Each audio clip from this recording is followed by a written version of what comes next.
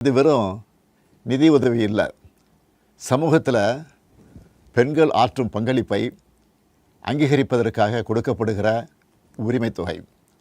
இந்த தொகையை வச்சு அன்றாட வீட்டு செலவுகள், குடும்பத்தில் ஏற்படும் மருத்துவ செலவுகள், குழந்தைகளுக்கான கல்வி செலவுகள் என பல அத்தியாவசிய செலவுகளை மகளிர் தாங்களே நிறைவு செய்ய இந்த திட்டம் வழிவகுத்துச்சு.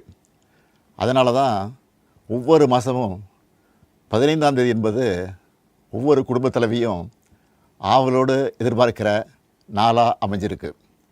இவ்வளவு சிறப்பு வாய்ந்த இந்த திட்டத்தை மற்ற மாநிலங்களும் பின்பற்றி வராங்க.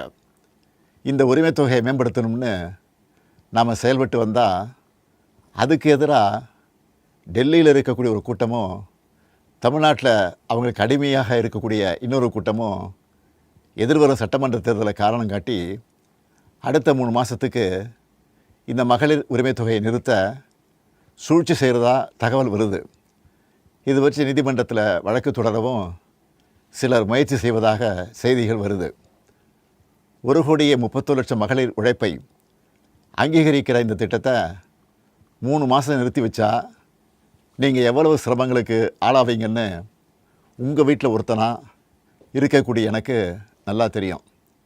கடும் வெயிலில் வேலைக்கு போக கஷ்டமான கோடை காலத்தில் இந்த தொகை நிறுத்தப்பட்டால் உங்களுக்கு எவ்வளவு வலி ஏற்படும்னு என்னால் உணர முடியுது. உங்கள் மாதாந்திர செலவை எப்படி சமாளிப்பீங்க? உங்கள் குடும்பத்தில் நோய்வாய்ப்பட்டவங்களுக்கு மாத்திரை வாங்கி கொடுக்க முடியுமா? குழந்தைகள் தேர்வு எழுதுகிற காலத்தில் அவங்களுக்கு உணவு கொடுப்பதிலிருந்து தேவையான கல்வி செலவுகளை செய்ய முடியுமா? இந்த கஷ்டத்தையெல்லாம் நினச்சி பார்த்து தான் ஒரு முக்கியமான முடிவை எடுத்திருக்கிறேன்.